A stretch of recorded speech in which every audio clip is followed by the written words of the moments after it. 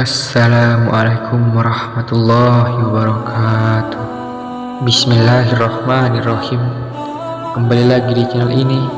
Semoga Allah senantiasa memberi rahmat dan hidayahnya kepada kita.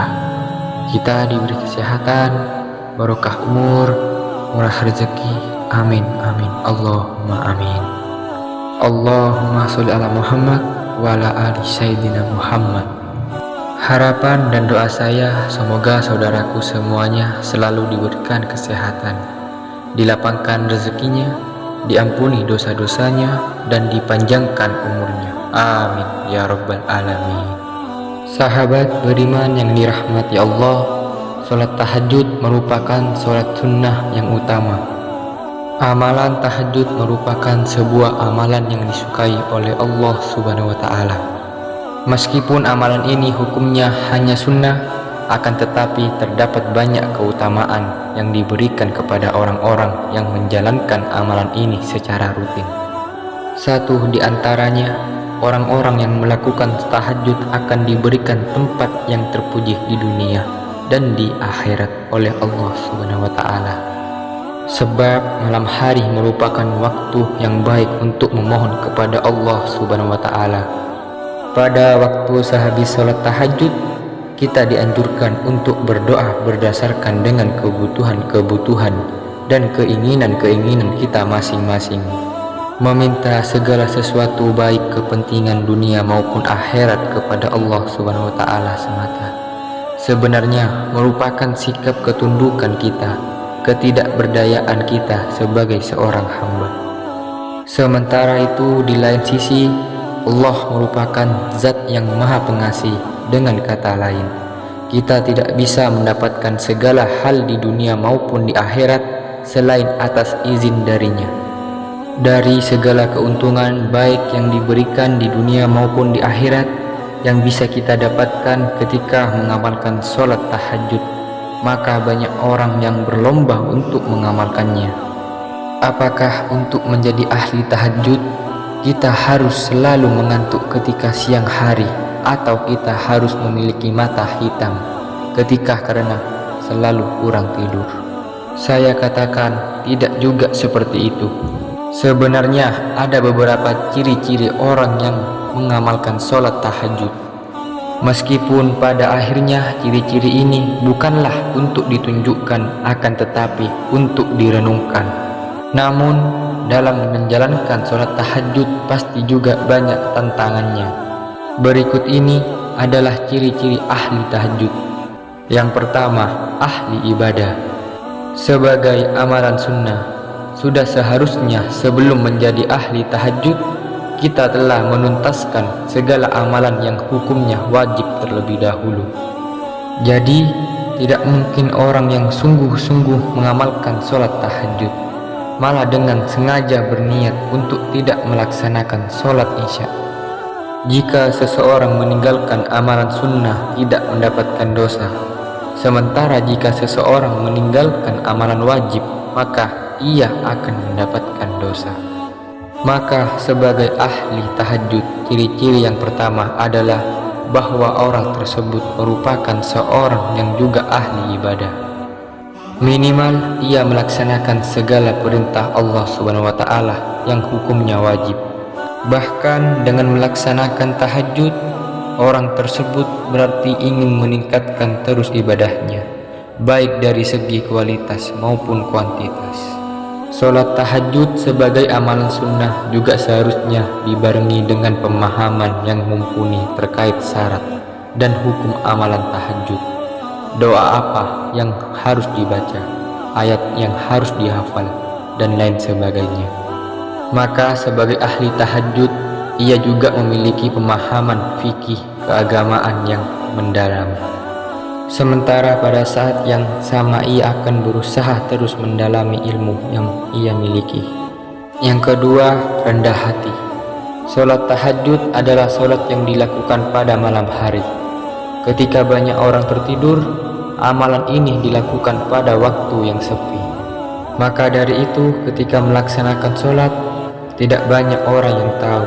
Bahkan bisa jadi hanya ahli tahajud itu sendiri yang mengetahuinya. Hal ini merupakan cikal bakal dari ciri-ciri orang yang sering sholat tahajud, yaitu kerendahan hati. Orang lain tidak perlu tahu bahwa seseorang melaksanakan sholat tahajud kecuali dalam kasus-kasus tertentu, misalnya berdakwah atau memberi contoh. Sebenarnya semua ibadah yang berhukum wajib maupun sunnah memang tidak diperbolehkan untuk riya. Akan tetapi sholat tahajud merupakan amalan yang tepat untuk dilaksanakan tanpa diketahui orang lain, sehingga pada akhirnya kerendahan hati ini dapat berpengaruh pada amalan-amalannya yang lain. Ia tidak perlu menunjukkan bahwa ia telah bersedekah atau amalan lainnya. Lalu yang ketiga, selalu berprasangka baik kepada orang lain. Sebagai ahli tahajud, kerendahan hati yang dimiliki berarti ia juga bisa berprasangka baik kepada orang lain dan kepada Allah Subhanahu wa Ta'ala. Ahli tahajud berarti tidak mudah untuk menilai buruk seseorang, sebab ia tahu bahwa bisa jadi orang tersebut jauh lebih baik dari dirinya. Ketika seorang ahli tahajud mengamalkan tahajud secara diam-diam dan tidak perlu diketahui banyak orang, maka ia juga selalu sadar bahwa bisa jadi orang lain tidak menunjukkan amal ibadahnya. Ahli tahajud tahu bahwa banyak hal yang tidak ia tahu. Yang keempat, selalu berprasangka baik kepada Allah Subhanahu wa Ta'ala. Misalnya ketika ia meminta sesuatu tetapi tidak kunjung dipenuhi oleh Allah, maka hal itu membuat seorang ahli tahajud melakukan introspeksi diri. Apakah hal yang diminta adalah hal yang buruk, atau ia sebenarnya belum layak untuk mendapatkan hal tersebut? Seorang ahli tahajud dengan mudah bisa berprasangka baik kepada segala keputusan yang diberikan oleh Allah Subhanahu wa Ta'ala. Sebab seorang ahli tahajud tahu bahwa Allah adalah zat yang maha tahu. Yang kelima, disiplin. Bangun di malam hari untuk melaksanakan sholat tahajud secara rutin membutuhkan niat yang matang. Maka dengan melaksanakan tahajud, ahli tahajud dilatih untuk hidup secara disiplin, sebab ia harus memotong jam tidurnya pada waktu tertentu untuk melaksanakan tahajud.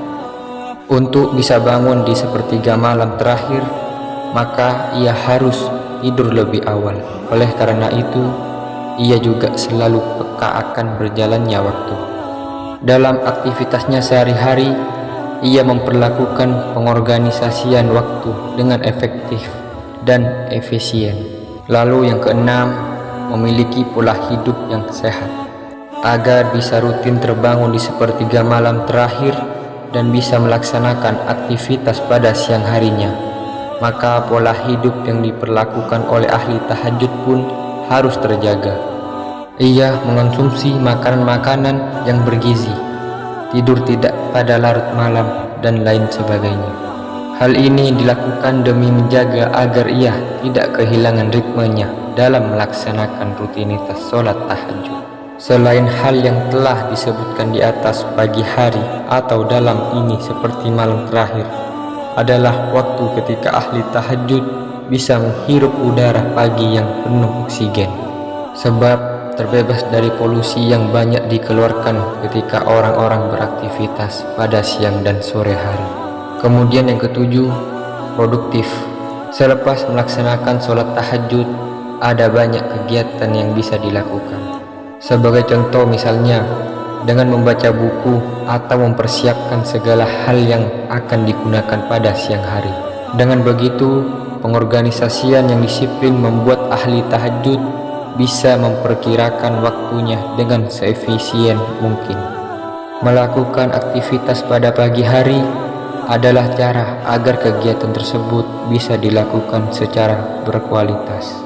Sebab ketika pagi hari otak kita bisa dengan mudah menyerap segala hal dengan mudah, karena pada hari itu pikiran-pikiran kita belum dipenuhi oleh bermacam hal.